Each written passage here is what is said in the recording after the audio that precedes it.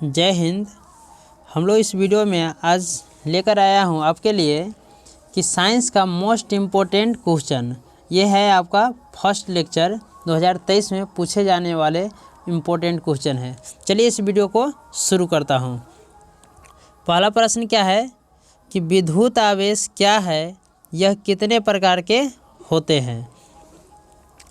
किसी पदार्थ का वह गुण जिसके कारण उसमें विद्युत तथा चुंबकीय प्रभाव उत्पन्न होता है उसे विद्युत आवेश कहते हैं। ठीक है, उसे क्या कहते हैं? विद्युत आवेश कहते हैं।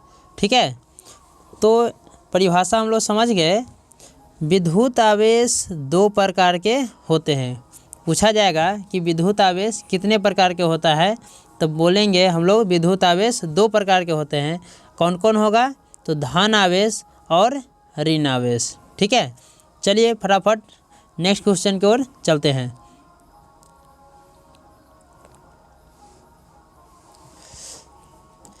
अगला प्रश्न है कि दीर्घ दृष्टि दोष क्या है, इसे दूर करने के लिए हम किस लेंस का व्यवहार करते हैं।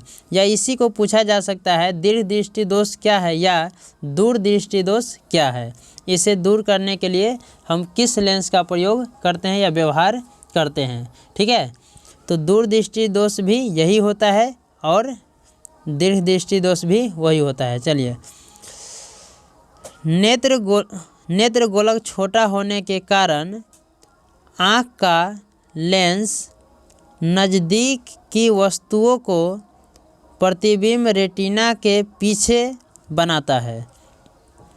इसलिए आँख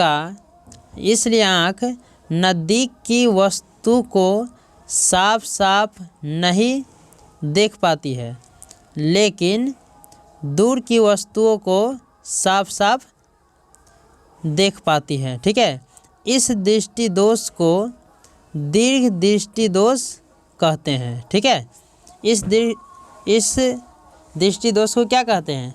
दीर्घ दृष्टि दोष कहते हैं। वैसा दोष, या तो हम ऐसे दूसरे शब्दों में कह सकते हैं कि दीर्घ दृष्टि दोष से पीड़ित व्यक्ति, ठीक है, ऐसे भी बोला जा सकता है, दीर्घ दृष्टि दोष या दूर दृष्टि दोष से पीड़ित व्यक्ति को नज़दीक की वस्तु साफ साफ नहीं दिखाई देती है तथा दूर की वस्तु साफ साफ दिखाई देती है, उसे क्या कहते हैं? दीर्घ दृष्टि दोष कहते हैं। ठीक है,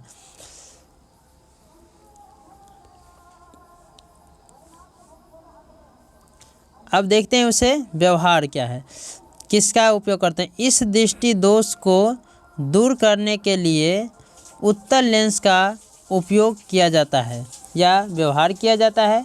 तो दूर दृष्टि दोष से ना बचाव के लिए हम लोग उत्तल लेंस का उपयोग करते हैं। ठीक है, अगला प्रश्न क्या है?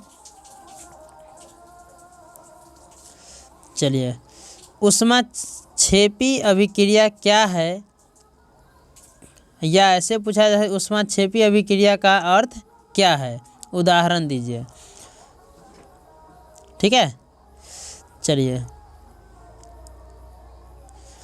वे रासायनिक अभिक्रियाएं जिसके घटित होने के फलस्वरूप ऊष्मा ऊर्जा का उत्सर्जन होता है, ऊष्माक्षेपी अभिक्रिया कहलाता है।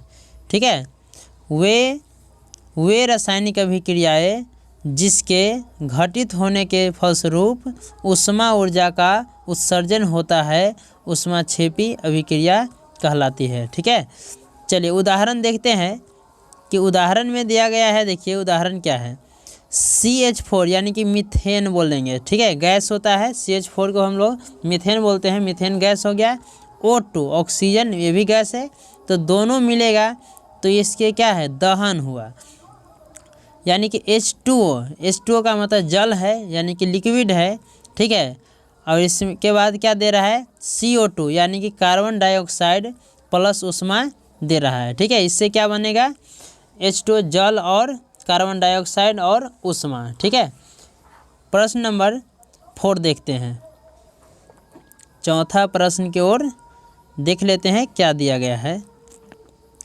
चलिए, मोस्ट इम्पोर्टेंट है, आप इसे नोट करते जाइए।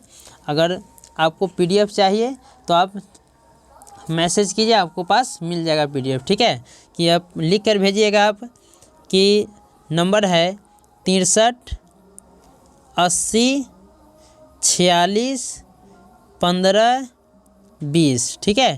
तो इस नंबर को आप नोट कर लीजिए और इस पर आप भेज दीजिएगा, ठीक है। जब पीडीएफ चाहिए तो आप लिख कर भेज लीजिए। चलिए चौथा प्रश्न क्या है, विषमपोषी पोषण क्या है, यह कितने प्रकार के होते हैं। आंसर में है विषमपोषी पोषण वह प्रक्रिया है जिसमें जीव अपना भोजन स्वयं संश्लेषित न कर किसी अन्य स्रोतों पर निर्भर करते हैं, उसे विषमपोषी पोषण कहते हैं।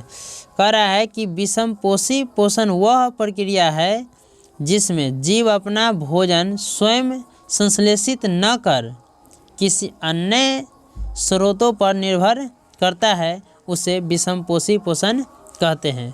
विषमपोषी पोषण 3 प्रकार के होते हैं। विषमपोषी पोषण कितना प्रकार के होता है? 3 प्रकार के होता है। पहला है मृत जीवी पोषण, दूसरा है परजीवी पोषण और तीसरा है प्राणी संपोषण, ठीक है दोस्तों। तो अगले प्रश्न की ओर चलते हैं। चलिए, ये बहुत मोस्ट प्रश्न है। अवतल दर्पण और उत्तल दर्पण में अंतर स्पष्ट करें। अवतल दर्पण और उत्तल दर्पण में अंतर पूछा है। तो अवतल दर्पण और उत्तल दर्पण में निम्नलिखित अंतर है। उत्तल दर्पण एक तरफ है, अवतल दर्पण। चलिए, इसका पहला पॉइंट क्या है अवतल दर्पण का? इसका परावर्तक सतह धसी होती है, इसका परावर्तक सतह उभरी होती है, ठीक है। उभरी रहती है या होती है। अवतल दर्पण के तरफ फिर देखते हैं। अवतल दर्पण का दूसरा पॉइंट, अवतल दर्पण का फोकस वास्तविक होता है और उत्तल दर्पण का फोकस काल्पनिक होता है, ठीक है।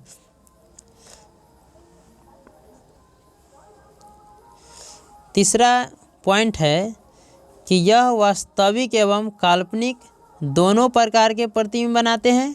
जो अवतल दर्पण होता है यह वास्तविक भी बनाता है और काल्पनिक भी बनाता है, दोनों प्रकार के प्रतिबिंब का निर्माण करता है। और यह जो है उत्तल दर्पण है, यह केवल काल्पनिक प्रतिबिंब का ही निर्माण करता है, ठीक।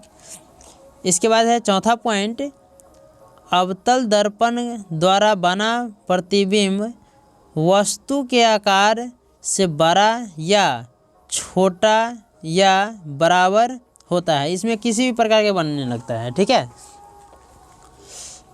उत्तल दर्पण द्वारा बना प्रतिबिंब जो होता है वस्तु के आकार से छोटा ही होता है, ठीक है। उत्तल दर्पण में ना जैसे साइड मिरर सब में होता है, घड़ी का में लगा होता है, वो उत्तल दर्पण रहता है क्योंकि उसमें छोटा प्रतिबिंब वस्तुओं को बनाते हैं।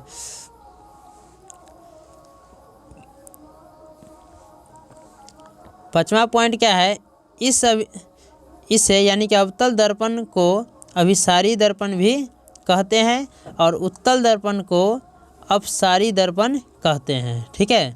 अपसारी और अभिसारी में ये ध्यान में रखिएगा, ठीक है। तो आज के लिए दोस्तों इतना ही, मिलते हैं नेक्स्ट वीडियो में। इसको स्क्रीनशॉट कर लीजिए आप, ठीक है। चलिए, इसको स्क्रीनशॉट आप करते जाइए।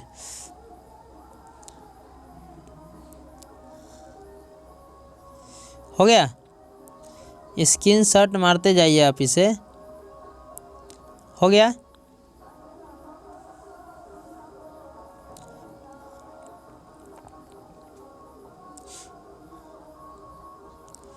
हो गया ना। आप मारते जाइए स्क्रीनशॉट। पूरा तो नहीं आ पा रहा होगा एक बार में, लेकिन कोई बात नहीं है, आप रिपीट करके दोबारा आप देखिए। चलिए, मिलते हैं नेक्स्ट वीडियो में। आज के लिए इतना ही, थैंक यू।